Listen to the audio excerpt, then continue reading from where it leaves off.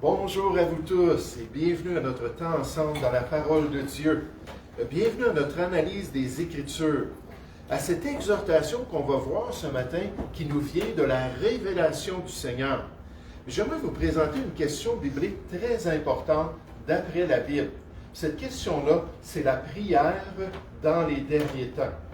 La prière dans les derniers temps. C'est-à-dire le besoin pour le chrétien de continuer dans la prière, de persévérer dans la prière, alors qu'il voit les caractéristiques des derniers temps qui paraissent de plus en plus. Alors qu'il devient de plus en plus conscient de l'état spirituel du monde autour de lui. Qu'il discerne qu'il doit racheter son temps pour compléter son service chrétien dans ce monde et qu'il doit redoubler dans ses efforts de prière pour accomplir la volonté de Dieu, qu'il ne doit pas se relâcher. Il doit prier pour sa famille, il doit prier pour son Église, il doit prier pour ce monde perdu qui continue toujours sur la voie large qui mène à la perdition. Chrétien, la Bible nous dit et le Seigneur nous dit qu'il ne faut pas se relâcher, surtout avec les changements qu'on voit dans la société autour de nous. Moi, je suis un jeune homme de 58 ans, mais en 58 ans, je vois des choses depuis quelques années que je n'ai jamais vues avant dans l'attitude, dans l'aspect culturel, social, moral, spirituel. Puis je vois qu'il y a de grands changements qui se produisent. Puis juste vous donner un exemple de ça, une chrétienne m'a envoyé un commentaire concernant le projet de loi C-367 qui modifierait le code criminel au Québec. Ce projet qui rendrait, en fin de compte, la condamnation de personnes religieuses plus facile lorsqu'un juge interpréterait que cette personne pourrait fomenter de la haine et de l'antisémitisme dans ses propos religieux. Donc, on nous dit dans cette modification du code criminel, on dit le texte modifie le code criminel avec cette loi-là 367 afin d'éliminer comme moyen de défense contre l'infraction de fomenter volontairement la haine ou l'antisémitisme, le fait qu'une personne a, de bonne foi, exprimé une opinion sur un sujet religieux ou une opinion fondée sur un texte religieux auquel elle croit, ou a tenté d'en établir le bien fondé par argument. Donc, ce que ça nous dit finalement, c'est qu'ils font une modification aux lois concernant ce qu'ils peuvent faire avec une personne qui a des croyances qui s'élèvent contre les minorités, qui s'élèvent peut-être contre les Juifs ou d'autres personnes. Mais un tel projet de loi vise des infractions particulières, mais il est assez large, on voit dans sa définition, pour qu'un juge détermine peut-être que de prêcher même l'Évangile de Christ en condamnant certains péchés, certaines pratiques, certaines religions, serait une forme de fomentation à la haine et à l'antisémitisme. Donc, merci Marie-André de m'avoir partagé cela. Ce qui veut dire qu'un juge, d'après sa disposition envers la Bible, d'après sa disposition envers les croyances religieuses, pourrait déterminer que juste le fait de partager le message des Écritures, ce serait quelque chose de haineux, puis quelque chose de condamnable. Moi, je ne sais pas pour vous, mais j'aime ça partager les Écritures. Je le fais à l'Assemblée, je le fais sur Internet, je le fais lorsque je m'en vais évangéliser. Puis je parle aux gens de Jésus-Christ et de leur besoin d'être sauvés. Je me souviens d'un homme qui un jour a été devant un juge, puis le juge le condamnait d'une certaine infraction envers l'éducation de ses enfants. Puis quand cet homme-là a dit « Oui, mais je vais juste leur enseigner la Bible. Je vais juste leur dire le message de Jésus-Christ dans les Écritures. » Ça, c'était au Québec, là. Ce père de famille-là m'a appelé pour m'en parler. Le juge lui a dit, si tu continues à enseigner la Bible à tes enfants, c'est un livre désuet, c'est un livre dont ils ne devraient pas entendre parler. Écoute, je vais augmenter là, ce que je vais te faire subir là, comme condamnation. Là, il a même parlé de l'augmentation, puis je pense que c'était 10 fois plus ou 3 fois plus. J'essaie de me souvenir des détails. Mais un juge peut décider cela tout à coup, que oui, c'est un crime, parce que maintenant, ça fera partie du code criminel. Un commentateur a dit concernant cette loi, puis je ne reste pas là-dessus longtemps, inquiétez-vous pas, Mais il a dit, si le projet de loi C-367 du Bloc québécois est adopté, les exemptions religieuses en vertu de l'article sur les discours haineux du Code criminel seront supprimées, ce qui pourrait entraîner l'arrestation de chrétiens qui citent les Écritures ou expriment publiquement leur opposition au péché. Les chrétiens devraient-ils être arrêtés pour avoir cité des extraits de la Bible en public? Les prêtres devraient-ils être accusés de crimes haineux lorsqu'ils prêchent contre certains péchés? Les églises devraient-elles être fermées si le gouvernement n'approuve pas leurs croyances? Là, nécessairement, on ne croit pas à encourager la haine, on ne croit pas à encourager la violence puis la discrimination. Mais des fois, le fait d'enseigner la Bible, ça peut être interprété comme cela. Puis en face de cela, on voit que dans ces cas extrêmes, contre des groupes, des ethnies, qu'un juge pourrait utiliser cela contre ceux qui prennent leur droit de parole puis qui partagent leur foi alors qu'ils veulent guider les gens vers les voies de Dieu. Là, on voit, c'est un des exemples qu'on pourrait citer. Alors que de plus en plus les contextes sociaux et culturels s'élèvent contre la marche chrétienne et le chrétien ne doit pas se relâcher dans ses prières, en demandant de la sagesse du Seigneur, en demandant d'avoir la bonne attitude nécessairement, avec douceur et respect lorsqu'on partage le message du Seigneur. Cherchons ensemble un texte des Écritures qui confirme que c'est un besoin dans les derniers temps. La première épître de Pierre au chapitre 4. La première épître de Pierre au chapitre 4, juste en passant 1 et 2 Pierre, ce sont des épîtres qui ont été envoyées à des chrétiens qui étaient persécutés. Au premier siècle, c'était normal. Au premier siècle, on pouvait s'attendre à ça lorsqu'on devenait chrétien. On n'avait pas toutes les chartes des droits et libertés, on n'avait pas toute la culture qui nous permettait de suivre la parole de Dieu. Et là, Pierre écrit à ces chrétiens-là concernant cette réalité spirituelle au premier siècle. 1 Pierre, chapitre 4, à partir du verset 1, on nous dit ainsi donc, Christ ayant souffert dans la chair, vous aussi, armez-vous de la même pensée. Car celui qui a souffert dans la chair en a fini avec le péché. Dieu utilise ça pour nous sanctifier, afin de vivre non plus selon les convoitises des hommes, mais selon la volonté de Dieu pendant le temps qui lui reste à vivre dans la chair. C'est assez, en effet, d'avoir dans le temps passé accompli la volonté des païens. Quelqu'un pourrait écouter ce message-là sur Internet et dire « Wow! Wow, il est en train de fomenter de la haine, il est en train de fomenter une attitude contre les gens qui ne font pas partie de son Église, contre les gens qui n'ont pas la même foi. » Ce serait facile d'arriver à cette conclusion-là, puis là, d'essayer d'amener ça devant un juge.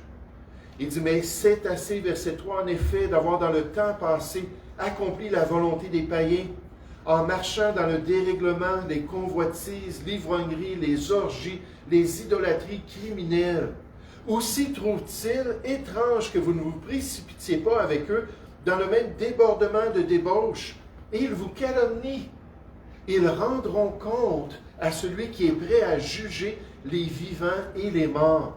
Car l'Évangile fut aussi annoncé aux morts, afin qu'après avoir été jugés comme les hommes dans la chair, ils vivent selon Dieu par l'Esprit.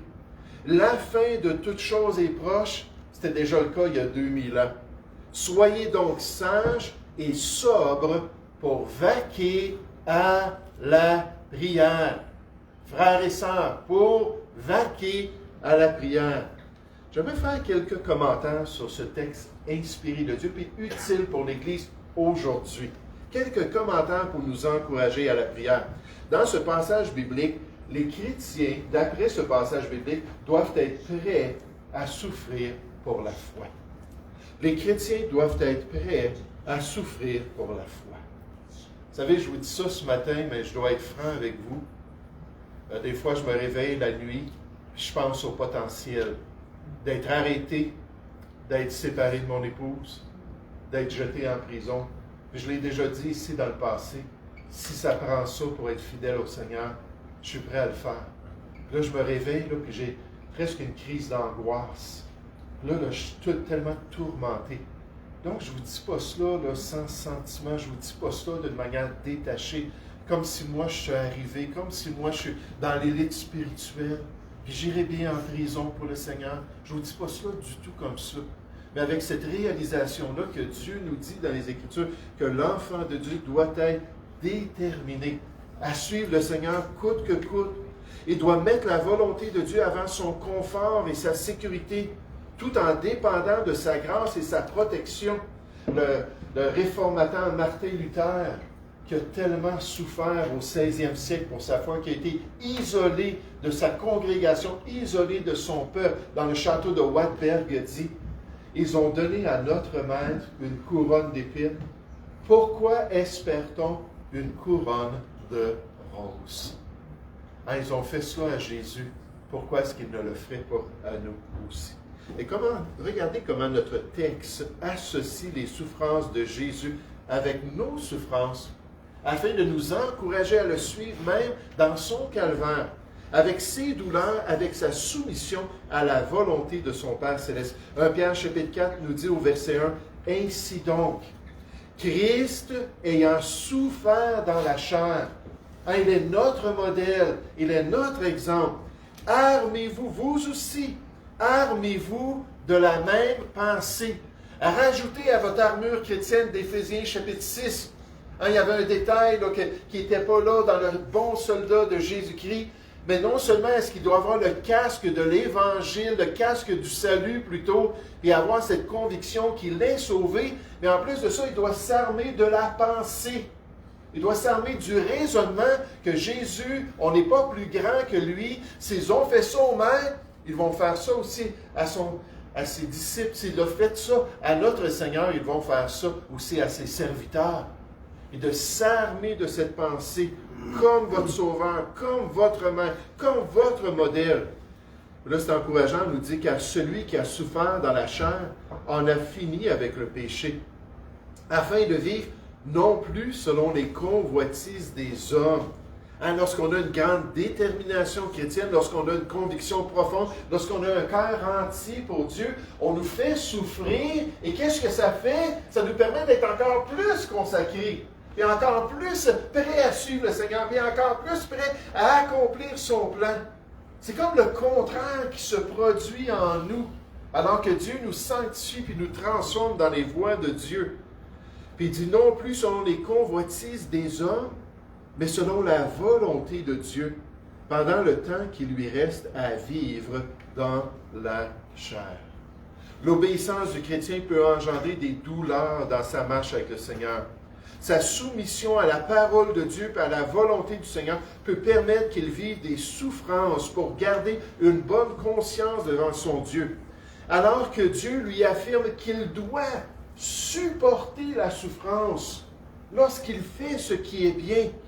Et ce même Pierre exhorte que ceux qui souffrent selon la volonté de Dieu remettent leur âme au fidèle Créateur en faisant ce qui est bien. Pas pour qu'on se détourne de Dieu, pas pour qu'on se détourne de la révélation de Dieu, pas pour qu'on cesse d'être un bon disciple du Seigneur, au contraire, pour qu'on soit affermi, fortifié. Un de mes versets favoris, puis ce n'est pas à l'écran, c'est 1 Pierre 5 au verset 10, ça nous dit car après qu'on aurait souffert pour le Seigneur, après qu'on aurait vécu des choses dans la volonté de Dieu, que lui-même va nous rendre inébranlables. Qu'est-ce que ça veut dire? Littéralement, c'est bien ancré. Inébranlable, c'est quand tu avais une chaloupe, puis le gars était en train de jeter ses filets.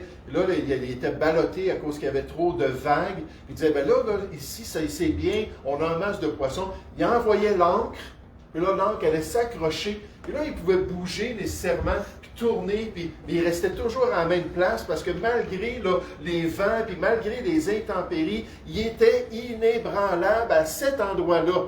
Il était bien ancré. Et Dieu veut accomplir cette œuvre merveilleuse en nous alors qu'on continue à accomplir la volonté de Dieu. Ce matin, j'aimerais vous demander de passer dans un autre passage. Regardez dans Matthieu chapitre 5, les fameuses béatitudes ou bénédictions du Seigneur Jésus. Juste pour nous montrer que la souffrance pour la justice, la souffrance dans les voies de Dieu, ça fait partie du lot potentiel pour l'enfant de Dieu. Donc Jésus l'a partagé et il dit, écoutez, ça pourrait se produire dans votre vie. Et on le sait, dans l'histoire du 1er siècle, les chrétiens y ont goûté amplement. Mais regardez dans Matthieu chapitre 5, à partir du verset 1, comment est-ce qu'on a cette confirmation-là pour l'enfant de Dieu. Verset 1, voyant la foule, Jésus monta sur la montagne et après qu'il se fut assis, ses disciples s'approchèrent de lui. Puis, ayant ouvert la bouche, il les enseigna et dit, « Heureux les pauvres en esprit, car le royaume des cieux est à eux. Heureux, on pourrait dire bénis, les affligés, car ils seront consolés. Heureux les débonnaires, car ils hériteront la terre. Heureux ceux qui ont faim et soif de la justice, car ils seront rassasiés. Heureux les miséricordieux, car ils obtiendront miséricorde. Heureux ceux qui ont le cœur pur, car ils verront Dieu. Amen. Heureux ceux qui procurent la paix, car ils seront appelés fils de Dieu. Là, remarquez les derniers versets. Heureux ceux qui sont persécutés pour la justice dans les voies du Seigneur, car le royaume des cieux est à eux.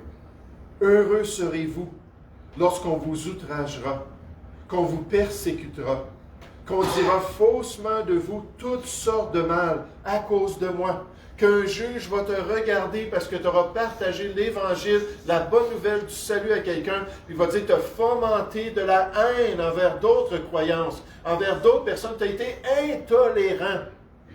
Hein, tu n'as pas respecté les autres. Et des fois, c'est ça la définition de l'intolérance, n'est-ce pas? C'est de dire qu'on ne respecte pas parce qu'on croit quelque chose d'opposé. La tolérance, là, c'est de croire des choses opposées puis d'être capable d'être ensemble quand même. Hein, c'est la même chose dans l'Église de Jésus-Christ. On a une unité dans la diversité parce qu'on est tous différents. Mais pourtant, on est capable de se tolérer puis de fonctionner et de marcher ensemble. Ça devrait être la même chose dans la société. Avoir un esprit de tolérance. Là, de voir un juge qui nous accuse dans notre conscience, on sait que ce n'était pas ça notre motif. On sait que ce n'était pas ça du tout qu'on voulait. On sait que c'était pour le salut de la personne, qu'elle expérimente cette vie extraordinaire en Jésus-Christ. Et là, on va être accusé faussement. Il le dit, heureux. Verset 12. Réjouissez-vous et soyez dans l'allégresse, parce que votre récompense sera grande dans les cieux. Car c'est ainsi qu'on a persécuté les prophètes qui ont été avant vous. Ô frères et sœurs, premièrement, on voit que les chrétiens doivent être prêts à souffrir pour leur foi, et à la lumière des derniers temps, c'est encore plus la réalité. Maintenant, dans notre passage, si vous voulez revenir dans notre passage principal, dans 1 Pierre chapitre 4, un autre aspect de cette réalité spirituelle qui va nous pousser à la prière, c'est que les chrétiens doivent être prêts au rejet du monde. Les chrétiens doivent être prêts au rejet du monde, au rejet de leur famille, au rejet de leurs amis, au rejet de les co-ouvriers, les gens avec qui ils travaillent, au rejet des personnes qu'ils côtoient régulièrement. Il faut que le chrétien soit capable de vivre du rejet. Il ne doit pas faire des compromis pour être accepté par tout le monde. Il ne doit pas accepter de faire partie de cette sphère morale et spirituelle des inconvertis. Il doit comprendre que les païens sont sur cette voilage qui mène à la perdition et qu'ils vivent avec des valeurs et des croyances qui s'opposent à celles des enfants de Dieu. Mais juste être prêt à accepter ça. Vous savez, je pense qu'une des leçons les plus grandes, c'est quand on témoigne aux gens. Cette semaine, on faisait de la distribution de littérature. Puis mon épouse, on était sur une route avec des grosses maisons, quasiment des manoirs. Puis on est arrivé à un endroit, puis mon épouse est descendue sur la route, au lieu de la mettre dans la boîte aux lettres sur le bord du boulevard, elle est descendue sur la route parce qu'il y avait le couple qui était là. Puis elle voulait en profiter pour leur parler, en leur remettant la littérature, leur parler. Puis là, le mari, ou en tout cas l'homme, était là, puis là, il a été vraiment rude. Il a été vraiment dur avec elle. Il a dit, non, il dit, moi, je ne crois pas à ces choses-là. Il dit, c'est l'évolution. Il dit, tu n'as jamais entendu parler de ça. C'est l'évolution, la vérité. C'est pas ces affaires-là. Là, j'entends ça, je me dis, comme les gens sont trompés, n'est-ce pas, par ces théories-là autour d'eux. Puis comme on aurait toutes sortes de choses à leur dire pour leur montrer, c'est pas vrai, mais elle a juste commencé, puis juste essayé un petit peu doucement. Puis là, et encore une fois, il a répondu durement. Elle a dit, OK, il n'y a pas de problème. Bonne journée. Puis elle est partie. Et ça, c'est une des fois lorsqu'on essaie de témoigner. Si vous n'essayez pas de témoigner aux gens, vous ne l'expérimentez pas. Si vous essayez régulièrement de témoigner aux gens, vous le voyez, c'est partout autour de nous. Puis de dire, bien, c'est pas grave ce que les gens pensent, c'est pas grave ce qu'ils veulent, c'est pas grave ce qu'ils croient. On veut juste leur présenter ce message qui pourrait transformer leur vie. Puis avec Jocelyn, on se dit régulièrement, nous parlons non pour plaire aux hommes, nous parlons pour plaire à Dieu qui sonde nos cœurs. Il faut être prêt au rejet. Il faut accepter cela. Et je lisais différents récits, puis un chrétien qui a raconté une histoire que je trouvais intéressante et qui nous rappelle notre besoin de bien choisir notre réconfort dans cette vie. Soit se tourner vers le monde pour avoir son approbation, ou soit se tourner vers Dieu pour avoir son approbation. Puis il a expliqué ça alors qu'un oiseau est venu atterrir sur ses jambes. Puis là, il nous donne un peu le contexte. Il dit, un jour, après un long voyage, je me suis reposé devant ma maison.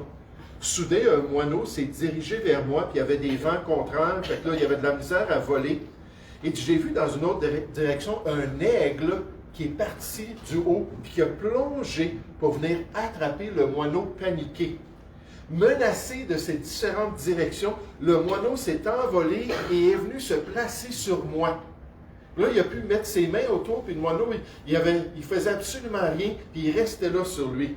Et c'était son choix nécessairement en face d'un grand danger. Nécessairement, il avait vu l'aigle qui s'en venait vers lui. Et dit, frères et sœurs, de même, lorsque des vents violents viennent dans notre vie, lorsqu'on expérimente du trouble, des souffrances, qui nous poussent à faire un choix concernant qui va nous réconforter, qui va nous accompagner, et dit, moi, je vous encourage à aller vers les mains protectrices de votre Sauveur. C'est lui qui est là pour vous. C'est lui qui veut vous accompagner tous les jours jusqu'à la fin du monde. C'est en lui qu'on peut trouver notre refuge. Regardez 1 Pierre chapitre 4 au verset 1. Ainsi donc, Christ ayant souffert dans la chair, vous aussi armez-vous de la même pensée. Car celui qui a souffert dans la chair en a fini avec le péché, afin de vivre, non plus selon les convoitises des hommes, mais selon la volonté de Dieu, pendant le temps qu'il lui reste à vivre dans la chair. C'est assez, en effet, d'avoir dans le temps passé accompli la volonté des païens, en marchant dans le dérèglement, les convoitises, l'ivrognerie, les orgies, les idolâtries criminelles. Où s'y trouve-t-il? ILS. Maintenant, le pronom nous parle de qui? On remonte aux païens, aux non-sauvés de ce monde. Aussi le monde trouve-t-il étrange que vous ne vous précipitiez pas avec eux dans le même débordement de débauche, lorsque le chrétien se laisse transformer, lorsqu'il est affermi dans les voies de Dieu. Puis là, on nous dit, et ils vous calomnient. Ils rendront compte à celui qui est prêt à juger les vivants et les morts, car l'Évangile fut aussi annoncé aux morts, afin qu'après avoir été jugés comme les hommes dans la chair, donc par le message de Dieu, ils vivent selon Dieu par l'Esprit.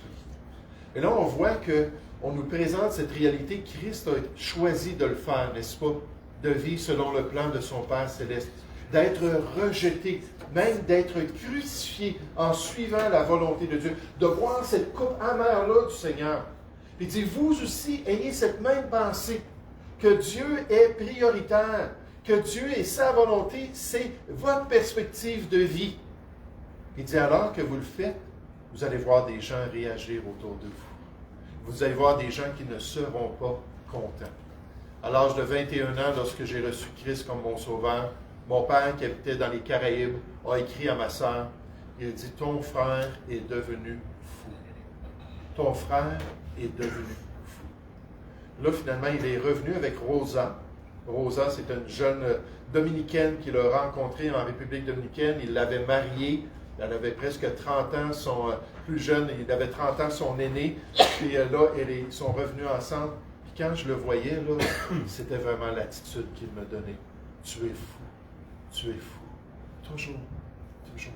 Puis mon père, c'était un militaire, c'était un homme imposant. C'était un gars au regard qui faisait vraiment, là, quelqu'un me demandait, quand ton père était fâché, est-ce que tu tenais tête? Je disais, non, pas du tout. Je faisais tout ce qu'il me demandait. J'avais tellement peur de mon père. Mais il était comme ça parce que j'étais devenu chrétien. Puis il voulait m'intimider pour que je puisse quitter ça. Quand je suis devenu pasteur, il a dit, oh, tu veux devenir un téléévangéliste, hein? Cling, cling, cling, cling, signe de dollar. Tu veux remplir tes poches. Mais jusqu'à sa mort, il m'a toujours dit, c'est pour l'argent que tu fais ça. C'est pour l'argent que tu fais ça. À cette époque-là, ça fait 25 ans que j'étais pasteur. Il ne pouvait pas croire que je faisais ça pour aucune autre raison. Sur son lit de mort, pas pour le dénigrer, mais pour présenter le fait qu'il était intimidant. Sur son lit de mort, ma sœur plaidait avec lui. Papa, c'est Jésus qui est la porte. On s'en va tous, le restant de la famille, au paradis, on s'en va tous au ciel. Entre par Jésus, puis toi aussi tu vas pouvoir rentrer. Il venait juste de sortir du coma quelques instants. Il la regarde, elle lui partage ça. Il fait ce signe-là, puis il dit avec son regard. J'étais tellement intimidé. Là, il a courbé la tête, puis il est décédé. Et des fois, on va vivre ce rejet-là, même des gens qu'on apprécie le plus, n'est-ce pas? Des gens qu'on aime le plus. Il faut être déterminé à être différent du monde. Il faut être déterminé à ne pas suivre les valeurs du siècle présent, à ne pas plier devant des pratiques populaires qui deviennent de plus en plus le standard, qui deviennent de plus en plus le sentiment social, la conversation culturelle qu'on dit.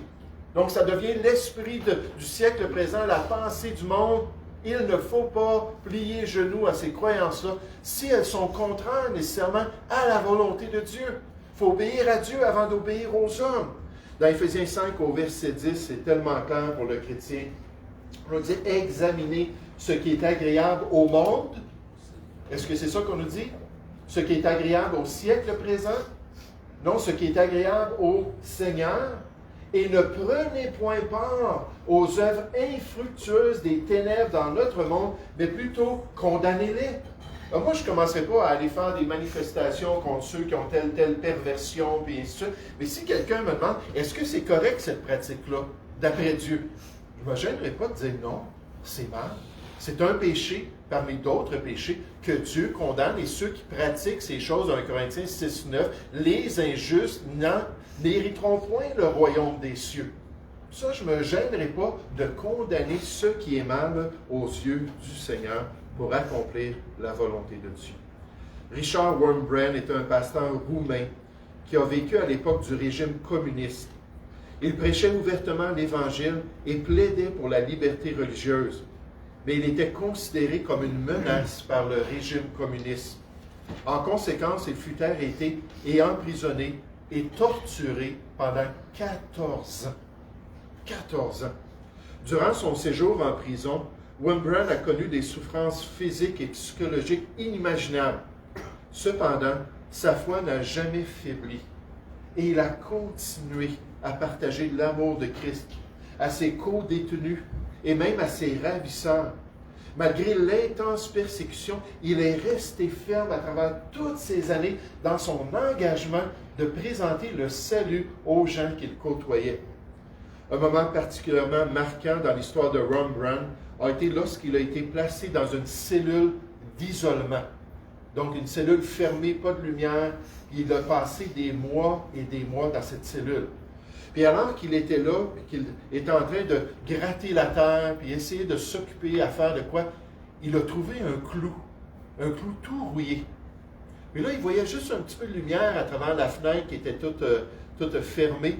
Puis là, il a pris ce clou-là, puis il a écrit Jean 3,16. Puis il a écrit le verset. Après ça, il a écrit Romains 3,23. Puis après ça, il a écrit Romains 6,23. Puis après ça, il a écrit Romains 5,8. Puis après ça, il a écrit Romains 10,9. Puis après ça, il a écrit Romains 10,13. Tout le chemin, à part Jean 3,16, mais tout le chemin romain vers le salut.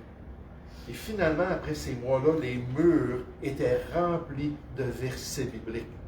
Il a dit ça, là, ce que ça l'a fait, c'est premièrement, ça leur a montré qu'il ne me brisait pas. À chaque fois qu'il venait me porter de la nourriture, là, il voyait ça, puis ça les fâchait. Puis il me jetait la nourriture, là. Mais moi, ce que ça a fait dans mon cœur, c'est que je me suis souvenu que le Dieu de la parole m'avait donné la parole de Dieu pour la partager avec les gens. Et le pasteur Wurmbrand a fait ça toutes ces années-là. pour la gloire du Seigneur. Oh, merci Seigneur pour de tels exemples pour nous. Merci pour de tels chrétiens qui sont déterminés, qui veulent de tout cœur, à tout prix, accomplir ta volonté dans ce monde. Et pour recevoir la grâce de le faire, Pierre termine avec un élément très important. Les chrétiens doivent être prêts à prier sans cesse. Ils doivent être prêts à prier sans cesse, malgré les problèmes de leur marche chrétienne, malgré les difficultés de la vie, malgré les souffrances, la fournaise de l'épreuve. En plus qu'ils voient s'approcher le jour de leur départ, ils devraient prier, prier, prier, prier et continuer de prier. La souffrance est insupportable si vous n'êtes pas certain que Dieu est pour vous et avec vous. Alors, approchez-vous de votre Dieu pour qu'il s'approche aussi de vous. Et d'avoir cette relation tellement intime. Et la souffrance, ça fait ça. Ça développe la relation avec Dieu. Ça développe ce soutien spirituel. Ça devient une grâce de plus en plus grandissante dans notre vie. Et c'est bien parce que le Seigneur nous demande de le faire. Il nous dit, approchez-vous de Dieu. Puis il s'approchera de vous. Nécessairement, alors qu'on vit ces temps difficiles, le contexte de Jean 4.8, c'est une église encore persécutée à qui Jean, cette fois-là, écrit. Mais ce sont des chrétiens qui s'étaient souillés à cause des différentes choses qui se passaient dans leur vie et à cause des pressions sociales. Puis là, il dit, non, non, non, approchez-vous de Dieu. Nettoyez vos mains, pécheurs, ça dit, purifiez vos cœurs, hommes irrésolus, approchez-vous de Dieu. Puis il va s'approcher de vous si vous faites ce choix-là d'avoir une relation avec le Seigneur. Regardez 1 Pierre, chapitre 4, en terminant au verset 1. Ainsi donc, Christ ayant souffert dans la chair, vous aussi armez-vous de la même pensée. Car celui qui a souffert dans la chair en a fini avec le péché, afin de vivre non plus selon les convoitises des hommes, merci Seigneur, mais selon la volonté de Dieu, pendant le temps qui lui reste à vivre dans la chair. Juste en passant, un petit commentaire sur les épreuves. Bien souvent, les épreuves, c'est pour faire cela, pour faire remonter les scories. On met des métaux précieux, de l'or, de l'argent, dans des petits fours, des creusets, puis on fait chauffer ça. Là, ça fait remonter les impuretés. On appelle ça des scories des métaux. Et là, la personne qui est en train de travailler avec ces métaux précieux-là peut prendre une louche et venir puis enlever les scories, les impuretés, puis rendre le métal encore plus pur. Et qu'est-ce qui fait ça? C'est exactement les épreuves. Combien de fois on est dans des tensions, combien de fois on a des problèmes relationnels, combien de fois on a de la pression au travail, puis là, on voit des choses sortir de notre vie, des attitudes. Je veux vous dire, ça nous arrive tous. On bronche tous de toutes sortes de manières. Puis là, on voit ça remonter, là, puis on voit que ce n'est pas l'image de Jésus-Christ, puis on voit que ce n'est pas la volonté de Dieu. Seigneur, prends ta louche, s'il vous plaît, puis viens enlever ça dans ma vie. Change-moi, transforme-moi, perfectionne-moi, pour que je sois un meilleur serviteur. Moi, je suis le premier à demander cela. Je suis le premier à dire ça au Seigneur. C'est tellement laid la manière dont j'ai parlé à mon épouse. C'est tellement laid les pensées que j'ai eues dans ma tête. C'est tellement laid les affections de mon cœur. Et toutes ces choses-là, ça fait ressortir. Vous savez, des fois, les couples chrétiens veulent avoir un enfant pour les rapprocher. Là, ils s'aperçoivent qu'en ayant un enfant, oups, ça fait juste ressortir d'autres tensions. C'est d'autres circonstances. Et encore une fois, les scories montent à la surface. Là, on nous dit ça, là, maintenant, vous voulez vivre non plus selon les convoitises des hommes, verset 2, mais selon la volonté de Dieu, pendant le temps qui vous reste à vivre. Moi, je ne sais pas combien de temps il me reste à vivre, mais certainement, je vais racheter mon temps. Puis je veux vraiment suivre le Seigneur par sa grâce. C'est assez, verset 3, en effet, d'avoir dans le temps passé accompli la volonté des païens. Vous souffrez, c'était des chrétiens vraiment persécutés, en marchant dans le dérèglement, les convoitises, l'ivrognerie, les orgies, les idolâtries criminelles, ça c'était avant. Aussi trouvent-ils ces gens-là du monde étrange que vous ne vous précipitiez pas avec eux dans le même débordement de débauche. Ils vous calomnient, ça n'a pas d'allure des gens comme ça. Ça n'a pas d'allure des moralisateurs qui vont dire. Ça n'a pas d'allure, moi il m'appelait toujours le prédicateur, le preacher. Ou bien des fois le curé. Quand il m'appelait le curé, ça, j'aimais moins ça. Mais pourtant, Pourtant, je ne faisais rien d'extraordinaire. Je faisais juste mon travail. Là, je parle au travail. Quand je travaillais au CRDI en psychiatrie, je travaillais en psychiatrie, juste en passant, je le souligne. Puis quand je travaillais là en psychiatrie, et là, j'arrivais dans l'allée, puis là, les intervenants, psychologues ou quoi que ce soit, disaient, attention, curé sanguin. On change de sujet. Là, je regardais, je lui disais, écoutez, là, c'est pas à cause que je suis là, que ça devrait vous influencer. Là. Puis j'essayais de développer cette relation-là, mais il savait que je n'allais pas embarquer dans ces choses-là. Puis ils vous calomnient. Hein, ils vont utiliser leur langue comme une épée là, pour vous faire mal parce que vous suivez le Seigneur. Verset 5, ils rendront compte à celui qui est prêt à juger les vivants et les morts. Verset 6, c'est un peu dur car l'Évangile fut aussi annoncé aux morts. Les morts nécessairement spirituellement, afin qu'après avoir été jugés comme les hommes dans la chair, ils vivent selon Dieu par l'Esprit à la lumière de tout cela. La fin de toute chose est proche. Elle est proche. Soyez donc sages, frères et sœurs, et sobres pour vaquer à la prière. Pour vaquer à la prière, pour se donner à la prière, afin d'accomplir la volonté de Dieu, alors qu'on voit que ça devient difficile de suivre le Seigneur. Une attitude d'attente envers le retour de Christ implique un esprit sérieux et équilibré, et une vie de prière alerte et éveillée. Le test de notre engagement envers la doctrine du retour de Christ n'est pas notre capacité à dessiner des graphiques, à en parler de prophétie, eschatologie, les derniers temps, ou à discerner des signes. Je ne suis pas tout à fait d'accord, c'est rare, mais cette fois-ci, un petit peu moins. Mais plutôt, lui il dit, c'est notre réflexion et nos prières qui devraient être orientées vers la volonté de Dieu. Si nos pensées et nos prières sont justes dans les derniers temps, alors notre vie sera de même juste pour accomplir la volonté de Dieu. Dans la Bible, notre relation avec le Seigneur, c'est toujours la priorité.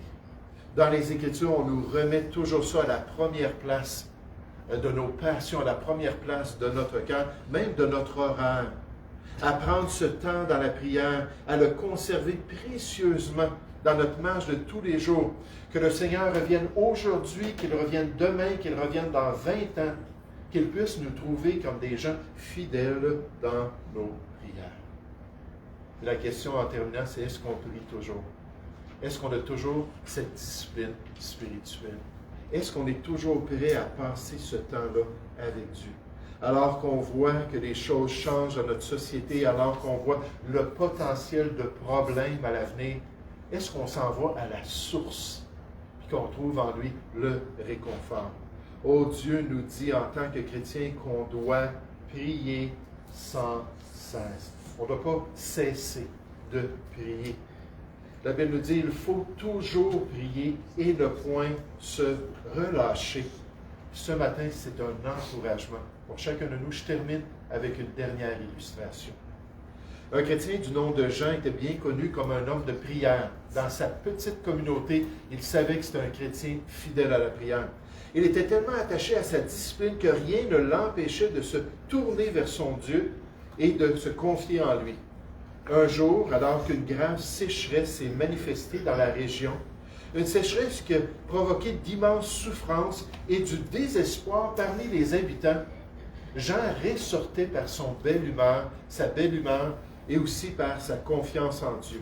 Les récoltes se sont flétries, le bétail a commencé à périr, les villageois étaient consternés et ne trouvaient pas une manière de trouver la paix en eux-mêmes.